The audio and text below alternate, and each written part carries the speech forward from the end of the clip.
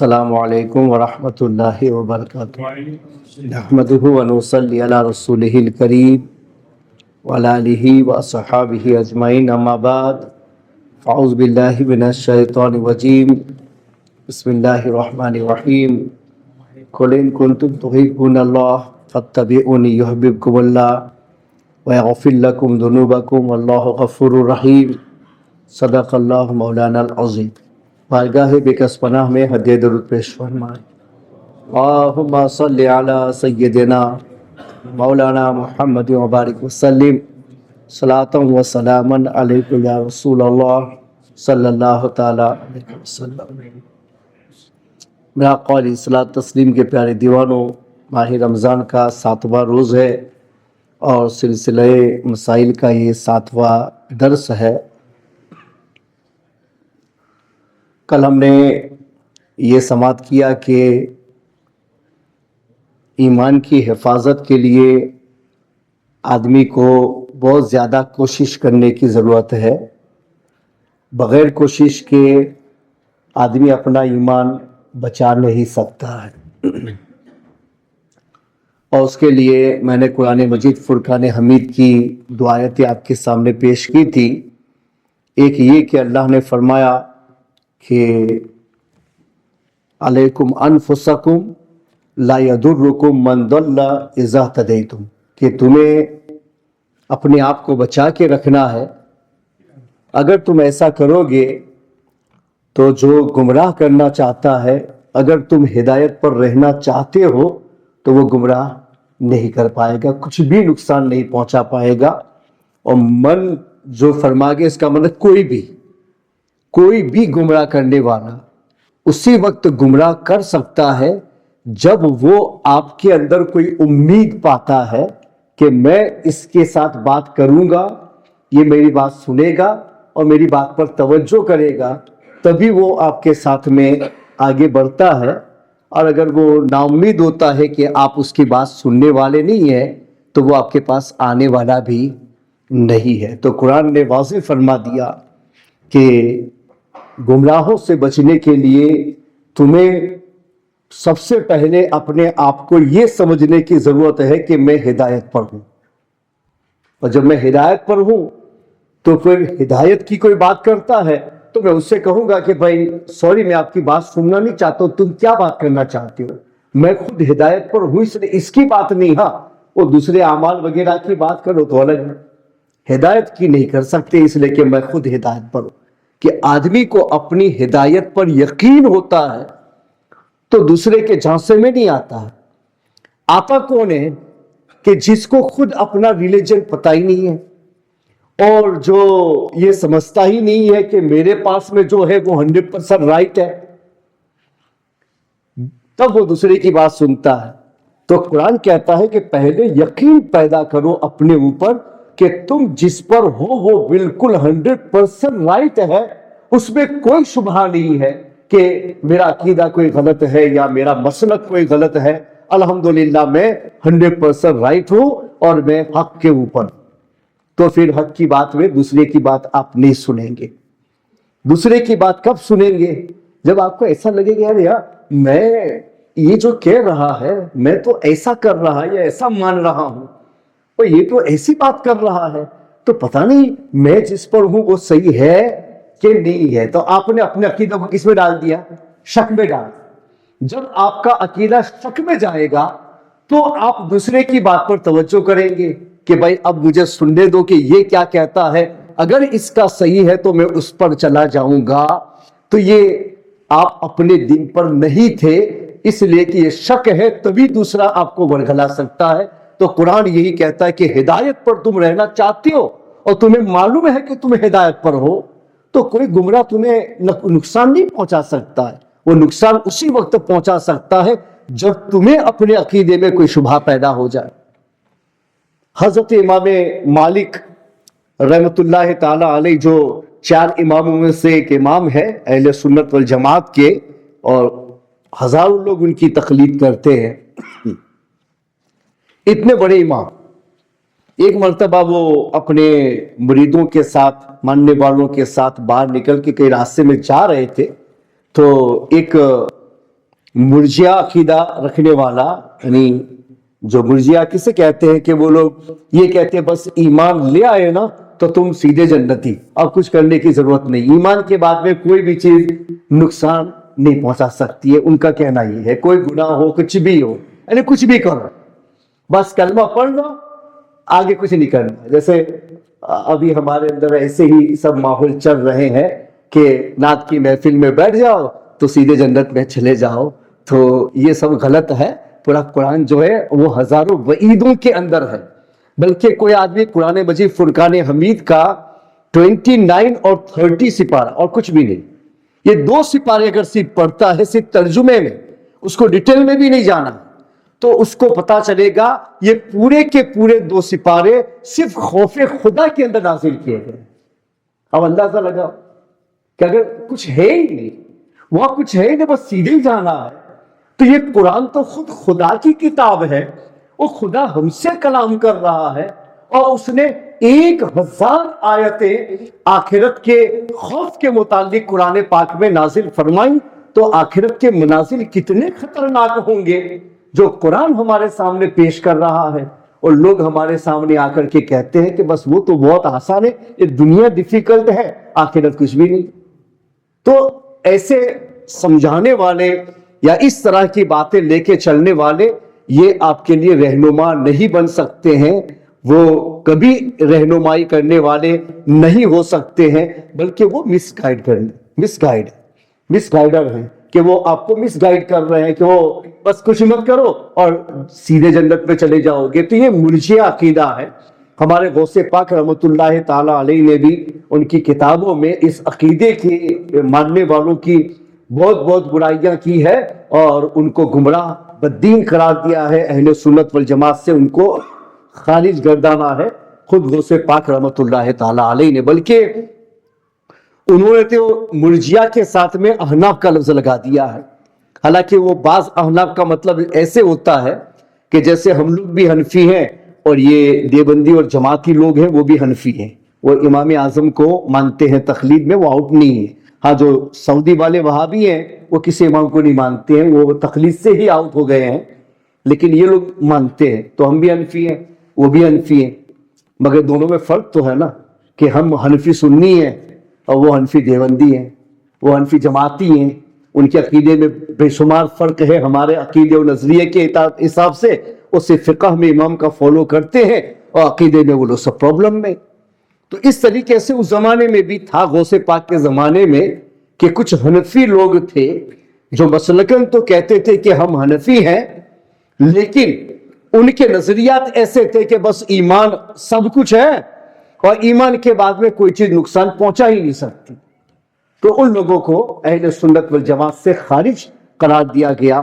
تو غوث پاک نے فرمایا کہ جو حنفی ہے وہ مرجیہ ہے، تو اس سے مراد وہ بعض حنفی ہے کہ جو مسلک حنفی میں جا کر کے انہوں نے اپنے عقائد بدلے تھے، اس لیے غوث پاک نے ان کو اس نام سے موسوم کیا ہے۔ وہ ایک سوال تھا، اس کا جواب میں نے آپ کو دے دیا کہ انہوں نے ایسا کیوں لکھا۔ تو امام مالک رحمۃ اللہ تعالی علیہ کے پاس میں وہ شخص آیا اور وہ امام مالک سے کہنے لگا کہ حضور آپ میرے مسلک کے بارے میں مجھ سے کچھ سنیں۔ تو فرمایا کہ کیوں سنوں، اور میں تمہاری بات سنوں اور مجھے پسند آ جائے تو کہا کہ اگر میری بات پسند آ جائے تو میرا مسلک مان لینا کہ آپ صحیح نہیں ہے میں صحیح ہوں، میرے مسلک پہ آپ آ جائیں گے۔ تو فرماتی اچھا، اور تم سے میں سن کر کے تمہاری بات پسند کر کے میں آگے نکلوں، اور پھر کوئی دوسرا بد عقیدہ مجھے ملے اور وہ مجھ سے یہ کہے کہ امام میری بات سنو، اور پھر اس کی بات تمہاری بات سے مجھے زیادہ اچھی لگے تو میں کیا کروں؟ تو کہا پھر اس کی بات مان لینا۔ تو آپ فرماتے مذہب کھیل نہیں ہے میاں کہ اس سے سنو اور اس کے ساتھ ہو جاؤ، اس سے سنو اور اس کے ساتھ ہو جاؤ، میں جس ہدایت پر ہوں اس پر مجھے یقین ہے، اس لیے نہ مجھے تیری بات سننی ہے نہ کسی اور بد عقیدہ کی بات سننی ہے، میں سنوں گا تو آگے بڑھوں گا، نا مجھے سننی ہی نہیں ہے، اس لیے کہ میں اپنی ہدایت پر یقین رکھتا ہوں۔ تو پتہ چلا میں قرآن یہی سکھاتا ہے کہ علیکم انفسکم لا یضرکم من ضل اذا اہتدیتم، جب تم ہدایت پر ہو تو جو گمراہ کرنا چاہتا ہے وہ تمہیں گمراہ نہیں کر سکتا، نقصان نہیں پہنچا سکتا۔ مشکوک تم اپنے عقیدے میں ہو جاؤ تبھی ایسا ہوگا کہ بھائی وہاں بھی تمہارے سامنے کوئی حدیث لے کے آئے یا قرآن کی آیت کھول کے آئے اور پھر تمہیں یہ کہے کہ تم تو ایسا کرتی ہو، قرآن تو یہ کہتا ہے، حدیث تو یہ کہتی ہے، تو میں کہوں گا کہ بھئی قرآن اور حدیث تم ہی پڑھتے ہو، یا آج 1400 سال تک جتنے علماء، مشائخ، بزرگان دین سب آئے، ایک سے ایک کامل آئے، وہ سب اس پر ہیں جس پر میں ہوں، اور تم مجھے یہ کہتے ہو کہ قرآن یہ کہتا ہے، حدیث یہ کہتی ہے۔ یہ لاکھوں کروڑوں قرآن و حدیث سے تعلق رکھنے والے جب ایک راستہ متعین کر کے گئے ہیں تو یہ غلط ہے تو میں تمہاری بات سنوں اور کہوں کہ قرآن میں یہ ہے اور حدیث میں یہ ہے، میں تمہارے ساتھ میں ہو جاؤں؟ تو یہ کروڑوں سمجھنے والے غلط ہیں اور تم سمجھنے والے صحیح ہو، تو یہ حماقت کی بات ہے کہ کروڑوں کو میں غلط کہوں اور ایک آدمی میرے سامنے اپنا دماغ لے کے آتا ہے تو میں اس کی بات کو درست سمجھ کر کے اس کے جانب جانے کی کوشش کروں؟ کیسے ہو سکتا؟ کروڑوں صحیح ہو سکتے، ایک آدھ دو دماغ رونگ ہو سکتا ہے، 50 غلط ہو سکتے ہیں۔ 1400 سال کے طویل زمانے پر جو سسٹم بن کے آیا ہے وہ کبھی غلط نہیں ہو سکتا۔ تو میں ہدایت پر ہوں، یقین کر لوں میں اپنی ہدایت پر کہ الحمدللہ میں سنی ہوں اور میرا مسلک بالکل صحیح ہے، میرے مسلک میں مجھے کوئی ڈاؤٹ نہیں، کوئی شبہ نہیں ہے۔ تو میرے سامنے کوئی بھی آئے گا وہاں بھی آ کے کہے گا میری بات سنو، ہم کہیں گے معاف کرنا، ہمیں نہیں سننا، ہم ہدایت پر ہیں، ہمیں تمہاری بات نہیں سننی۔ کوئی جماعتی آئے گا میری بات سنو، نہیں سننی ہے، ہم سننی ہے، ہمیں ہماری سچائی پر یقین ہے، جب یقین ہے تو اس پر تو ہمیں کچھ سننا ہی نہیں، لہذا بات سنیں گے نہیں، سنیں گے تو پرابلم آئے گا نا، سنیں گے ہی نہیں تو پرابلم نہیں آ سکتا۔ تو امام مالک رحمت اللہ تعالی علیہ نے بھی یہ نصیحت ہم لوگوں کو فرمائی کہ مذہب کھیل نہیں ہے کہ اس کی سن کے ادھر ہو جاؤ، اس کی سن کے ادھر ہو جاؤ، یہ تو پھر کھیل تماشا ہوا، پھر تو کوئی تعین ہی نہیں ہوئی مذہب کی تمہارے نزدیک۔ یہ 1400 سال سے جو چلا آ رہا ہے صحیح مسلک، میں اسی پر ہوں اور اس کے کمپیر میں مجھے کسی کی کچھ بھی نہیں سننی ہے۔ جب نہیں سننی ہے تو پھر کوئی بہکائے، پھر دلیل دیتا ہے تو بہک نہ پایا جاتا، ہوئی نہ تو کچھ بھی نہیں ہوتا۔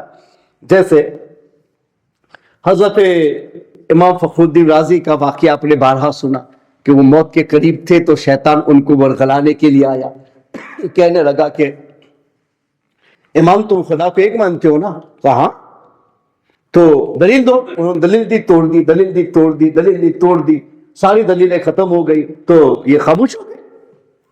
میں آپ کو بتاتا ہوں کہ دلیل میں جانے سے کیا پرابلم آتا ہے۔ دلیل کب لیں گے؟ جبکہ وہی مسلک کو پہنچا رہا ہے تو دلیل دیں گے۔ میرا مسلک تو یہ ہے نہیں کہ میں نے 1 سے لیا، 2 سے لیا، 3 سے لیا، 1400 سال کا جو سلسلہ ہے اسی کو ہم فالو کر کے جا رہے ہیں، ان میں ایک کو بھی آؤٹ نہیں کیا۔ جیسے اعلیٰ حضرت کی کتابوں میں دیکھ لو، مسلک اعلیٰ حضرت تو ہم اس لیے بولتے ہیں کہ انہوں نے سب کچھ ایک جا جمع کر کے ان کو بتایا، ورنہ وہاں ایک بھی بات ایسی نہیں کہ جہاں انہوں نے کہا کہ میں کہہ رہا ہوں۔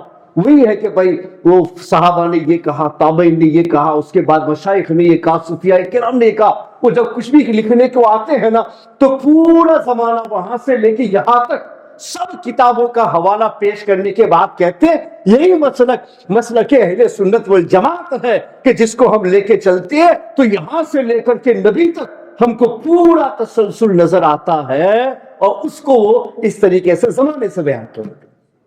تو بھئی ہم تو ایک آدھ دو کو لے کے نہیں چلتے ہیں، ہم تو وہاں سے لے کے یہاں تک مسلسل لے کر کے چل رہے ہیں۔ تو کوئی بھی آدمی ہمیں شبہے میں اسی وقت ڈال سکتا ہے جبکہ ہم اپنے عقائد و نظریات میں شبہہ لائیں، لیکن ہم یہ سمجھے کہ نہیں میں اپنی سچائی پر پورے کے پورا ہوں، دوسرے کی بات سنی نہیں سکتا۔ تو امام فخر الدین رازی دلائل میں گئے تو شیطان تو چونکہ بڑا عالم ہے، معلم ملائکہ رہ چکا ہے، اس کا علم کا اندازہ کون لگا سکتا؟ وہابی اور جماعتی حضور پاک کو تو یہ کہتے ہیں کہ ان کو پیٹھ پیچھے کا علم نہیں ہے، بڑائی نے خاتیہ میں لکھا کہ حضور کو تو پیٹھ پیچھے کا علم نہیں، یہ بھی نہیں جانتے پیچھے کیا ہے. حالانکہ بخاری کی حدیث ہے کہ اقیم الرکوع والسجود فواللہ انی لاراکم من بعدی، میرے امتیو تم لوگ اپنے رکوع اور سجدے صحیح کرو، قسم خدا کی میں اپنے پیچھے سے بھی تم کو دیکھتا ہوں. بخاری کی حدیث ہے. اور یہ اس کو بھی انکار کر جاتے ہیں، پتہ نہیں کیسے بولتے ہیں. تو انہوں نے لکھ دیا کہ حضور کو پیٹھ پیچھے کا علم ہے. اور پھر شیطان کی بات آئی نا، تو چونکہ وہ تو ان کا گرو ہے نا، تو اس کی تو تعریف ہی کرنی پڑے گی. بھلے نبی کی تذلیل کر لے، برائے کاتب لکھا ہے آئیں گی نہیں، یقین کوئی نہیں آئے گا سامنے، کچھ بھی کہو سنتے رہیں گے مگر کوئی نہیں آئے گا. پتا ہے کہ ہے لکھا، انکار کیسے کریں گے؟ مگر توبہ نہیں کرنا ہے. بس وہی تو میں بات کر رہا ہوں. شیطان کی بات آئی نا، تو اس نے کہا کہ شیطان کے پاس تو علم محیط زمین ہے. علم محیط زمین کا مطلب کیا ہوتا ہے؟ زمین میں جو کچھ ہے نا سب کا علم شیطان کے پاس میں. تم کیا سوچ رہے ہو؟ اپنے کہتے ہیں میرے دل میں وسوسہ آیا، میں اچھا سوچ رہا تھا، اچانک میرے دل میں یہ برائی کا وسوسہ کہاں سے آیا؟ وہ شیطان نے میرے دل کے ارادے کو بھانپ لیا کہ میں کوئی اچھی بات سوچ رہا ہوں، تو آ کر کے اس نے برائی اس میں ڈالنا شروع کر دیا. تو اس کا مطلب یہ ہوا کہ شیطان کو میرے دل میں کیا ہے پتا ہے، تبھی تو وسوسہ ڈالتا ہے، ورنہ کیسے ڈالے؟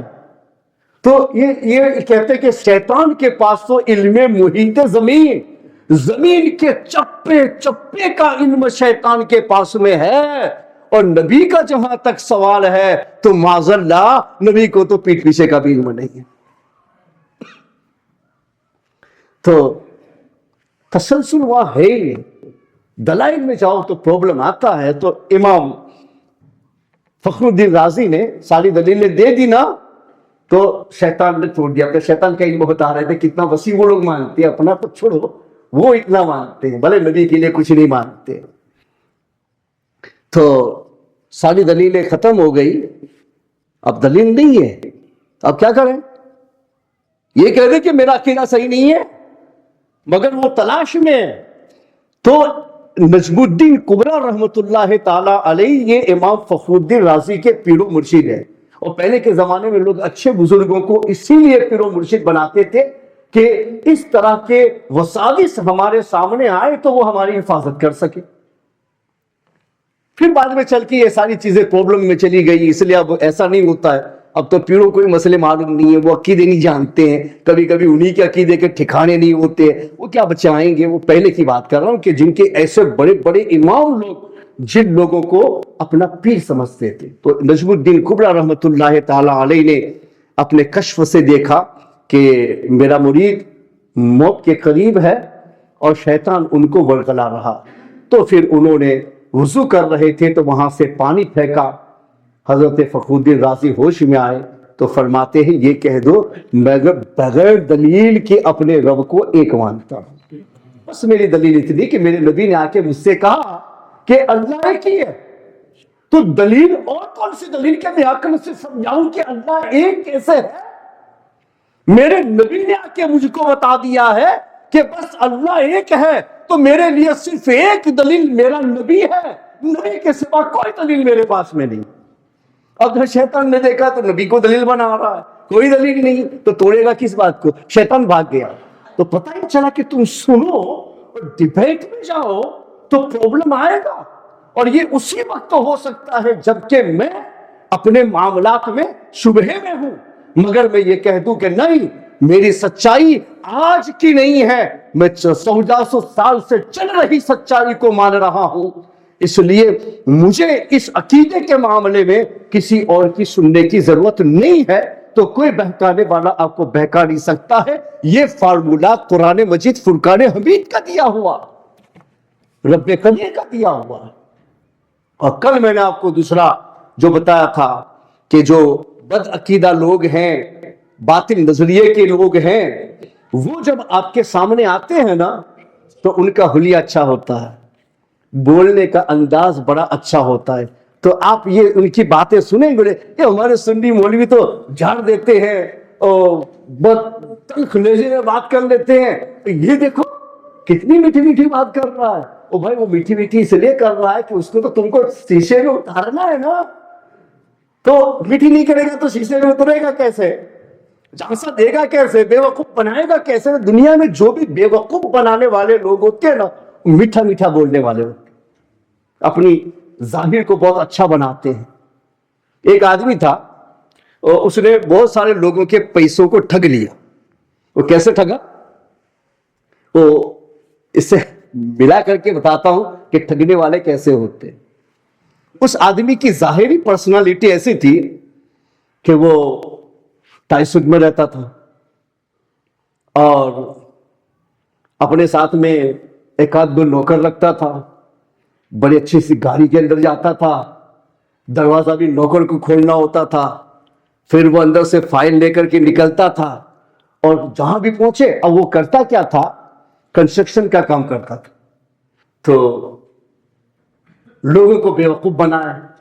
एक बन रहा है तो उसमें आप कहा कि भाई मेरा बुक कर दो, तो ठीक है पैसा दे दो बुक हो जाएगा, पैसा दे दो बुक हो जाएगा। एक एक फ्लैट के अंदर उसने कई कई लोगों को बुक कर लिया, सबसे पैसे ले लिए, बिल्कुल तैयार, अभी एक महीने में चाबी मिल जाएगी। और सबकी चाबियां कितनी, एक एक रूम की 5-5 6-6 चाबियां बना करके लोगों को हवाले की। अब जब कहा कि भाई बन गया है, आप लोग अपने अपनी चाबियां ले लिए ना, नंबर लिख दिया है, आप जाकर के देख लेना। अब लोग गए ना, तो वो गया, उसने रूम खोला, वो अंदर देख रहा, ये दूसरा चाबी लेके नहीं, रूम तो खुला हुआ है, अब ये तो मैंने लिया, ये नंबर तो मुझे भी दिया है। अब पता चला कि एक एक फ्लैट के ऊपर 5-5 6-6 आदमी का जाली दस्तावेज किया गया और सब लोगों को बेवकूफ बनाया। और बनाया कैसे, वो टाई सूट के अंदर रहना, अच्छी सी गाड़ी में रहना, अपने साथ में नौकर रखना, दरवाजे भी नौकर खोले और निकाले शेर को, तो लोग भी कहते हैं बड़ा अच्छा आदमी है, बड़ा पहुंचा हुआ आदमी है, ये क्या धोखा देगा। और फिर सब लोगों के उसी बेचारे, यानी अपने यहाँ का ये वाकया है, बहुत सारे गरीब लोगों के पैसे इसमें चले। तो धोखा देने वाला जो होता है ना, वो पर्सनालिटी अपनी अच्छी बनाता है और बात करने का तरीका भी बड़ा अच्छा। तुम कुछ को गाली भी दे दो ना, वो गाली का जवाब गाली से नहीं देगा तुमको। अरे यार, हमारे नबी का काम था हर तकलीफ देने वाले को माफ कर दो, हम भी इसी पे चलते। आप कुछ भी बोलो, आप कुछ भी बोलो, हम तो आपको माफ कर देते, कोई बात नहीं, चलो कोई बात नहीं। तो आप भी समझ, यार ये बड़ा अच्छा है, हुजूर की सीरत पर बड़ा अच्छा अमल कर रहा है। तो इस तरीके से धोखा देने वाले आपको धोखा देते हैं, तो कुरान मजीद फुरकान हमीद ने उसको मेंशन किया कि तुमसे ऐसा धोखा न हो जाए। तो फरमा दिया कि भाई दार आई तो हूं तू जेबों का जसाम हूं, उनको देखोगे तो पर्सनालिटी में तुमको बड़े अच्छे मालूम होगे, ताज्जुब करने लग जाओगे, क्या पर्सनालिटी है। वही दार आई तू जेबों का जसाम, ताज्जुब का माने वंडर, वंडर माने बहुत आदमी ऊपर चला जाए और फिर सोचे तो उसको बोलते हैं वंडर। तो कुरान उसको वंडर से ताबेगा कि इतनी अच्छी पर्सनालिटी में आएगा कि तू ताज्जुब में पड़ जाएगा, क्या पर्सनालिटी है। ओ यानी तुम उसके करीब जा रहे हो अपने दिल से, ऐसा होगा। वही दा राई तो हो तू जेबों का जसाम हो, वही यकूलू तस्मा ले कौलिहिम, और अगर वो बात करे तो उसकी बात तुम्हारा दिल सुनना चाहेगा। मगर उसके बाद कुरान फरमाता है वइदा रअयतहुम तुजिबु का जसामुहु व यकुलु तस्मा लिकौलिहि कअन्नहुम खुशबुम मुसन्नदा। वो फरमाते हैं वो काट के रखी हुई ब्रांच की तरह से है कि आप फ्लावर की शॉप में जाते हैं ना, तो वहां से फ्लावर पॉट लाते हैं किसी को देने के लिए, उसमें बहुत सारे फ्लावर डिफरेंट डिफरेंट किस्म के अंदर सजाए जाते हैं और उसके बाद में वो आपको सजा करके देते हैं, आप किसी को देते हैं। मगर सारे फूल क्या होते हैं, वो ब्रांच के साथ होते हैं, मगर ब्रांच लगी हुई है, कटी हुई है, कटी हुई है, तो सारी ब्रांचें कटी हुई है और उसको अच्छा सजा के देते हैं। हम कहते हो हमने किसी को फ्लावर का गुलदस्ता हमने दिया, ये हम लोग बोलते हैं भाई गुलदस्ता हमने दिया, वो फला ने हमको गुलदस्ता दिया। मगर कब तक चलता है? 1 हफ्ता, बहुत बहुत पानी अंदर डालोगे तो 2 हफ्ता, وقت کے بعد میں اس کی برانچ کا جو اینڈنگ ہے خراب ہو جائے گا, چونکہ روٹ تو ہے نہیں کہ اندر پانی جائے, تو وہ پھر پھول ٹوٹلی خراب ہو جائے گی, ہم اٹھا کر کے پھینک دیں گے. اب یہ گلدستہ خراب ہو گیا اس لیے کہ اب اس میں بڑھ چونکہ کٹا ہوا ہے. روٹ کے ساتھ ہوتا تو بڑھتا, روٹ نہیں ہے, کٹا ہوا ہے, تو دیکھنے میں بڑا اچھا لگ رہا تھا کہ میں نے اس کو زیادہ قیمت دے کر کے خریدا اور کسی کے ویلکم میں نے اس کو پیش کیا تاکہ میں اس کو خوش کر دوں, مگر وہ ایک وقتی طور کی خوشی ہے, چند دن کے بعد وہ مرجھا جائے گا, اس لیے کہ میں نے اس کو جھڑا ہوا نہیں دیا ہے, میں نے اس کو کٹا ہوا دیا. تو قرآن یہ کہتا ہے کأنہم خشب مسندہ, وہ کٹی ہوئی برانچیں ہیں کہ جو ایک گلدستہ کی طرح سے تم کو بڑی اچھی لگتی ہے, مگر حقیقت میں وہ ہے نہیں. یحسبون کل صیحۃ علیہم ھم العدو فاحذرھم, وہ تو تمہارے دشمن ہیں, تم اس سے بچ کے رہو. وہ ڈیکوریشن جو کر رہا ہے وہ صرف تمہیں بے وقوف بنانے کے لیے کر رہا ہے, تمہیں بے وقوف بنانے کے لیے کر رہا ہے, ورنہ اگر وہ ایسا نہ ہوتا تو سیدھے سادھے سمپل صورت میں آ کر بھی تمہیں سمجھا سکتا تھا. اس کو ڈیکوریٹنگ کی ضرورت کیوں پڑی, اس کو میک اپ کیوں کرنا پڑا, اس کو اتنا زیادہ تصنع سے کام کیوں لینا پڑا, اس لیے کہ مجھے بے وقوف بنانا چاہتا ہے. اگر ایسا نہ کرتا تو میں بے وقوف نہیں بنتا. تو قرآن فرماتا ہے کہ بے وقوف بنانے والے ایسے بن کے آتے ہیں. تو اگر تم اپنے ایمان کو بچانا چاہتے ہو تو ہر ایک کی بات مت سنو, جو تمہیں پسند آ جائے اس کی مت سنو, جس کی سچائی پر تم نے ایک لمبے ٹائم سے ایکسپیرینس کیا ہے صرف اسی کی سنو, تاکہ دین و مذہب کے معاملے میں تمہیں کوئی شبہہ اور شک لاحق نہ ہو سکے. یہ ضروری ہے, مگر ایسا نہیں ہوتا ہے.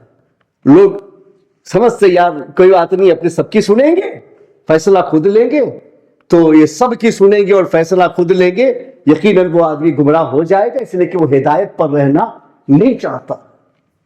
ہمارے آقا مولا صلی اللہ علیہ وسلم نے بھی اس پر ایک نصیحت اور ارشاد فرمائی کہ ان ھذا العلم دین فانظروا امن تاخذون دینکم, یہ دین کا جو علم ہے یہی دین ہے. آپ نے نماز کیسے سیکھی؟ نالج سے. تو پتہ چلا کہ نماز یہی نالج ہے, اسی سے مجھے نماز ملی. تو فرماتے حضور کہ دین میں جو کچھ تم سیکھ رہے ہو وہ نالج ہی ہے. حضور کے سارے طریقے ہم تک پہنچے, کس سے پہنچے؟ نالج کے ذریعے سے پہنچے. اللہ کے سارے ارشادات ہم کو ملے, کس سے ملے؟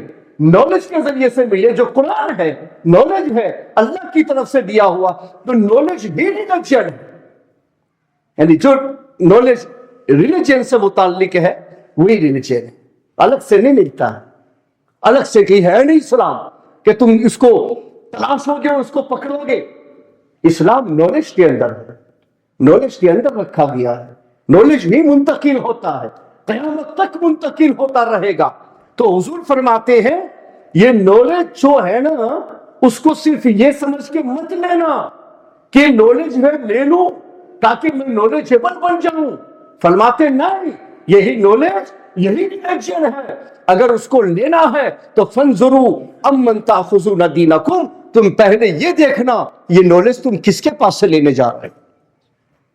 ٹیچر کو دیکھنا, پہنچانے والا کون ہے, اس پہنچانے والے کے عقیدے کی جانچ کر لی ہے, اس کے صحیح اہل سنت ہونے کا تجھ کو یقین حاصل ہو گیا ہے, وہ اہل سنت والجماعت سے کسی طرح کا کوئی عقیدتاً اختلاف تو نہیں رکھتا. تم نے ایک زمانے تک, عرصے دراز تک تم نے اس پر ریسرچ کی ہے, اس کو جانچا ہے, ہر طریقے سے تم نے پرکھنے کی کوشش کی ہے, تب چل کے تم اس کی بات پر جا سکتے ہو. ورنہ حضور فرماتے ہیں کہ دنیا میں بہکنے والے زیادہ تر لوگ ایسے ہیں کہ ان کے استاد غلط تھے, اس وجہ سے ان سے پڑھنے والے بھی غلط بن گئے. سمجھانے والا غلط ہوتا ہے تو سمجھ بھی غلط دیتا ہے, اور جب سمجھ غلط دیتا ہے تو ہم غلط سمجھیں گے, تو ظاہر سی بات ہے غلطی پر چلے جائیں گے. تو حضور خود فرماتے ہیں کہ ان ھذا العلم دین یہ دین جو نالج ہے یہی ریلیجن ہے.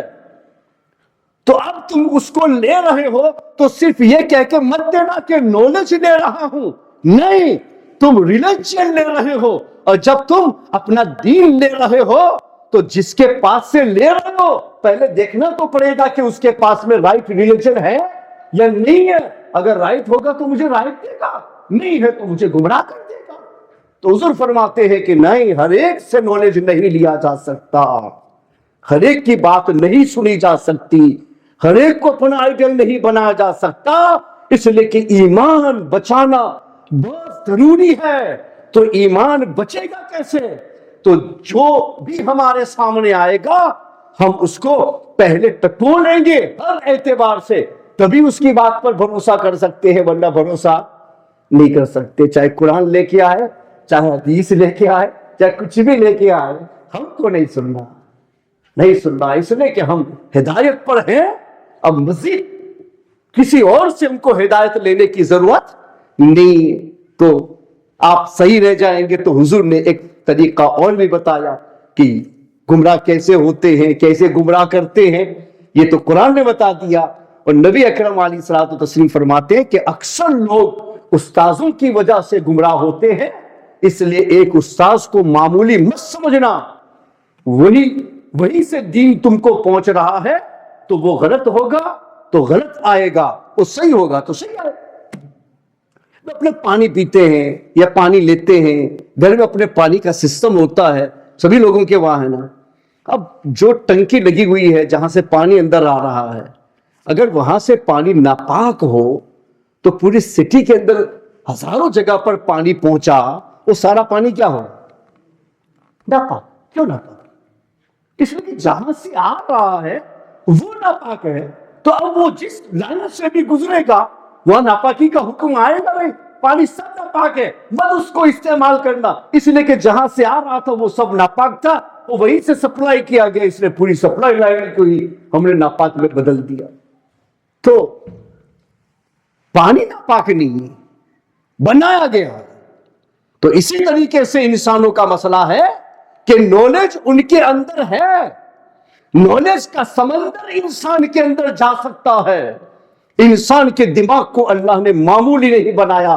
اوشن اپنے پانی کو ایک مقدار کے اندر رکھ سکتا ہے، لیکن اللہ نے انسان کے دماغ کو اتنا زیادہ وسیع بنایا ہے کہ وہ سمندر سے زیادہ نالج اپنے دماغ کے اندر سما سکتا ہے.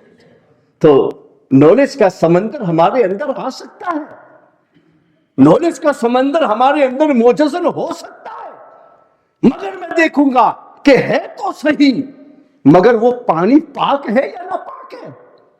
اگر ناپاک ہے تو جہاں بھی پہنچے گا ناپاک بنا دے گا. وہ پاک ہے تبھی دوسرے کو پاک کر سکتا ہے. طاہر و مطہر ہونا چاہیے پانی کا، پاک بھی ہو اور دوسرے کو پاک بھی کر سکتا ہو. تو نالج کا بھی ایسے ہی ہمارے اندر ہے اور ہم کو پاک کر سکتا ہے اور اچھا بنا سکتا ہے.